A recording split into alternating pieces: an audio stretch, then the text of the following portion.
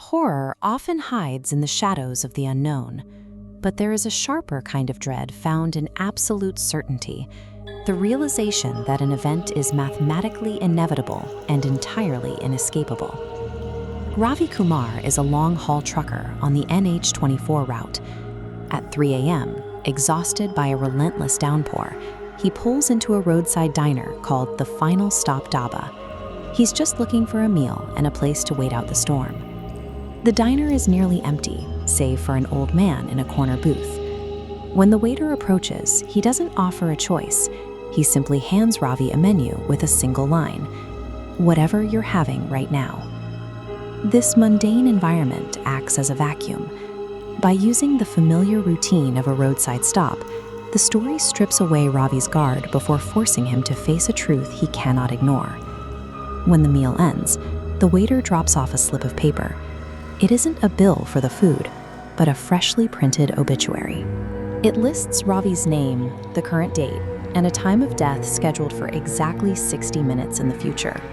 The cause of death is specific: a truck accident on this exact stretch of highway at 4:12 a.m. The terror here doesn't stem from a physical threat or a hidden monster. It comes from the suggestion that the script of reality has already been written, and Ravi is merely a character moving toward a predetermined finish line. In this narrative, the antagonist is the clock.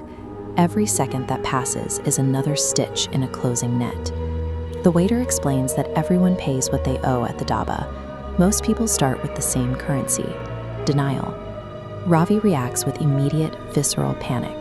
He throws money on the table, runs into the downpour, and scrambles into the cab of his truck to drive as far away as possible. The story weaponizes the basic human instinct to survive.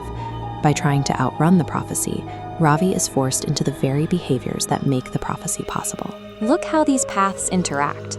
By speeding away from the diner, Ravi ensures his truck is at the exact location to lose control at 4:12. His flight creates a closed loop.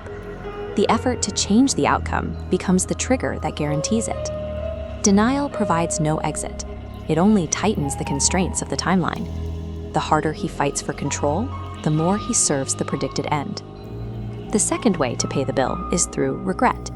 This is the path taken by the old man in the corner. He tells Ravi that he paid with anger during his own hour. He survived his scheduled death, but the victory was hollow. He is now a permanent fixture of the diner, unable to move forward.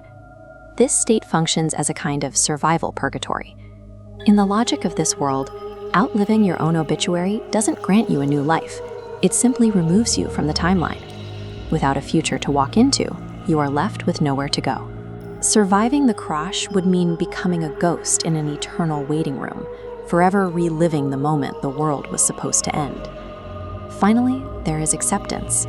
Ravi is back in his truck on the side of the road, the engine idling as the minutes disappear. The GPS shows the fatal curve is only miles away. The obituary in his pocket remains unchanged, a physical reminder that his time is nearly up.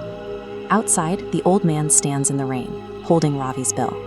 He is a silent witness to the alternative, a reminder that the only thing worse than the end of a journey is being stuck at the finish line forever. Ravi makes a final decision. He puts the truck in gear and drives toward the curve. He chooses the certainty of the crash over the stagnation of the diner. It is a grim sort of agency. If he cannot change the destination, he can at least choose to arrive on time. The story ends with a final line directed at the reader. If this post never gets replies, it means I paid the bill. This uses the mechanics of the internet to finish the narrative. In the world of digital folklore, a dead thread is treated as the receipt of a dead author. The silence at the bottom of the post serves as the story's final period. By reading the text and finding no follow-up, the audience witnesses the exact moment the timeline reached its conclusion. The Final Stop Dhaba reflects a larger anxiety about the paths we all drive. The story challenges the idea that we are the primary authors of our lives. We build routines and daily schedules to ignore the fact that the highway only goes in one direction. We focus on the lane changes to avoid thinking about the destination. The narrative suggests that while the arrival point is fixed, we still control the internal state with which we meet it. We can pay with denial, we can pay with regret, or choose to meet the end with eyes open. In the end, everyone pays.